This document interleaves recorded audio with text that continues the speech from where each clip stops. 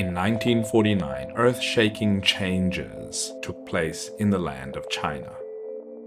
A system that had been firmly established for more than 2,000 years suddenly faced a complete revolution from head to toe.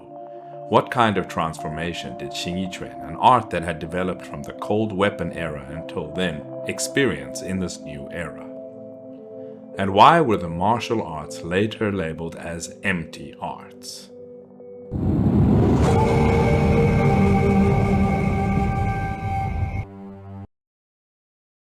Get your Xingyi Quan themed apparel, t-shirts, hoodies, and more directly from our online store at mushinmartialculture.com. Featuring Xingyi Quan, Baguazhang, and Chinese martial arts themed apparel that is one of a kind. Shipping is available worldwide.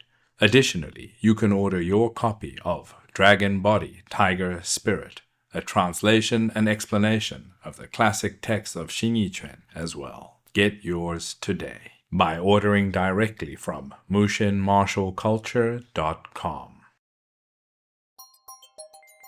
Following the founding of the People's Republic of China in 1949, the nation was in ruins, yet they were trying to rejuvenate the nation. Xingyi Quan once again ushered in a springtime of its development. In 1950, the General Administration of Sport in China held a martial arts working symposium in Beijing, advocating for the development of martial arts and their incorporation into China's proposed sports framework. In 1952, the State Physical Culture and Sports Commission was established, listing Chinese martial arts as a key sports event. And a Chinese Ethnic Sports Research Association was created, which followed the socialist program of keeping the essence and discarding the chaff, letting 100 flowers bloom. This association was responsible for the research, organization, promotion, and development of martial arts and other ethnic sports. However, these reforms of traditional Chinese martial arts were extremely radical. In 1955, under the guise of researching and reorganizing the martial arts, all combat martial arts events were removed from official national competitions, and by referencing Western artistic gymnastics, a system centered on Changquan was introduced, with a focus on gymnasticized acrobatic and dance-like forms competition. 从我们的这个武术以来的整体的叙事来讲呢，武术呢一直把它作为一个就是弘扬民族精神的这样一个符号，是吧？从霍元甲一系列的，就是当我们这个觉得自己不行的时候，我们都是表现一个武术家把外国人给打了。它是一个很突出的、很鲜明的一个爱国主义的一个符号。它有这么一个系统，是官方的这样一个系统啊，它要这个整理这个武术，要发扬这个武术。但是这种整理和改造呢，实际上就是说，对我们在很多传统文化的这样一种项目当中都可以体会到，它是这样一种有点是这种过渡性的改造，它可能把很多精华的东西给改没了。Beneath this reform lay an even deeper issue. 实际在这是保护刚才基层的一个矛盾。新社会这是也需要融入这样共同的社会，把形意权、把传统文化融入这些社会。我们这常常提标准，把它标准化、程式化、套路化，而恰恰威严时代呀，就是没有规则，也照之上。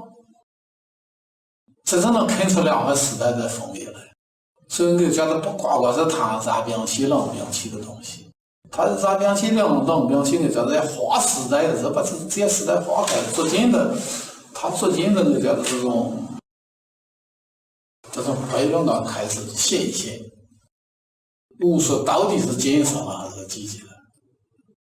Are you interested in learning authentic traditional Chinese martial arts of Xingyi Quan and Baguazhang? Well, if that's the case, the Hyden online learning program is for you. The Hyden online learning program is the premier distance learning program where you can learn authentic arts of Hebei Xingyi Quan and Liang style Baguazhang in a comprehensive and in-depth manner from wherever you are. Featuring over 120 in-depth lessons covering aspects of individual training, technique refinement, forms, application, partner work, conditioning, internal skill building and qigong, and much more. The Hyden online learning program has been running successfully for over 3 years and is highly praised by participants within the program. So start your journey into learning authentic classical Chinese martial arts today by visiting mushinmartialculture.com to find out more or to sign up directly at patreon.com/mushinmartialculture. That is the Hyden online learning program.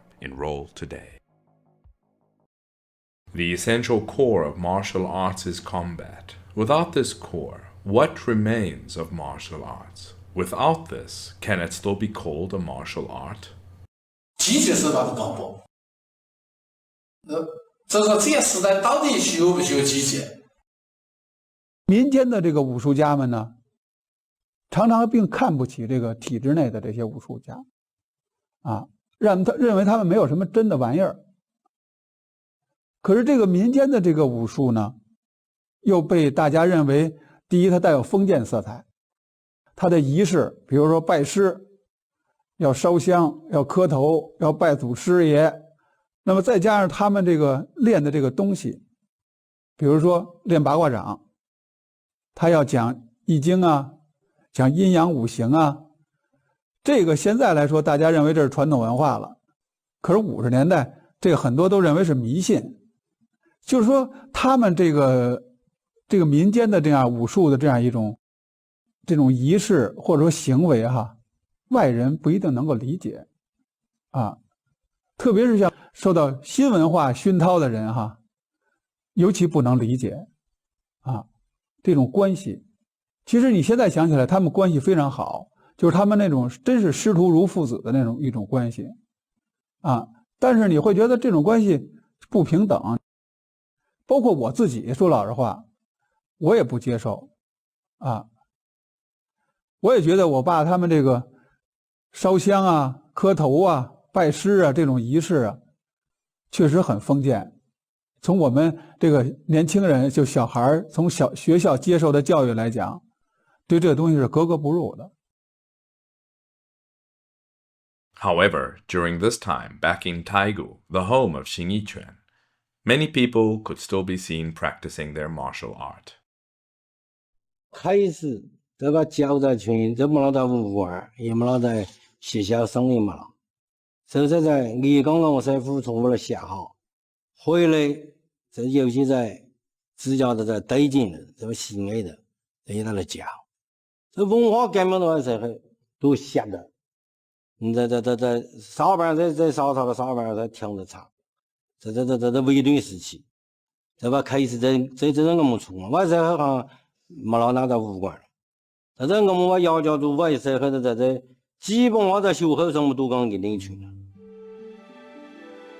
这张照片呢是这个1965年照的，这个最小的这个前面坐的这个是我小时候，那个时候只有7岁，那个时候呢，我们就是在这个太谷县的唯一的一个体育场，也叫灯光球场，每天呢在那儿练习形意拳。那个当时呢就是在这个张永义张老师呢，他在那儿主要是作为一个教练，天天早晨起来天黑的我们就开始练，然后一块跟着他劈砖崩炮棚，然后下午下了学以后又在那儿练，一天练2次。中间的这个白胡子的老人呢是顾学宽，就是他那个时候年龄已经70多了，身体也不是太好，但是他经常不断的还要去到这个推广站去给我们指点。这张照片呢就是我们当时在推广站练习下午一个周末吧，我们应该是就是白天下午练完的时候，那个布学宽爷爷去那儿给我们指点完了以后，一块照的一个留念的照片。所以这个张永义老师呢，就师傅一直在这个灯光球场传授这个形意拳也是几10年。所以说我们的这个山西的形意拳就是源远这个流长。After every storm, the skies eventually clear. With China's reform and opening up, Xingyi Quan and traditional martial arts once again welcomed a period of growth. Looking back over Xingyi Quan's 100+ years of history, it coincides with China's most difficult and most turbulent century. Through perseverance and determination, Xingyi Quan has endured to this day. However, in this age of information and post-industrial society, can Xingyi Quan still find its place of belonging in this modern world? That concludes this episode of the Secrets of Xingyi Quan series. If you enjoy this series, please hit that like button, share, and subscribe. If you would like to assist us with this endeavor and all our other endeavors, you may do so by giving us support at our Patreon page.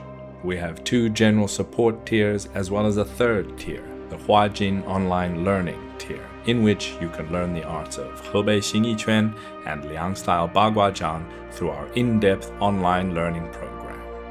Also, head on over to our official website, which is at mushinmartialculture.com, where you can find out more about our endeavors, our online learning program, and also find our online store, where we sell our various training equipment, t-shirts, apparel, training shoes, and the books that I have written on the arts of Xingyi Quan and Baguazhang, in collaboration with my teacher, Di Guoyong.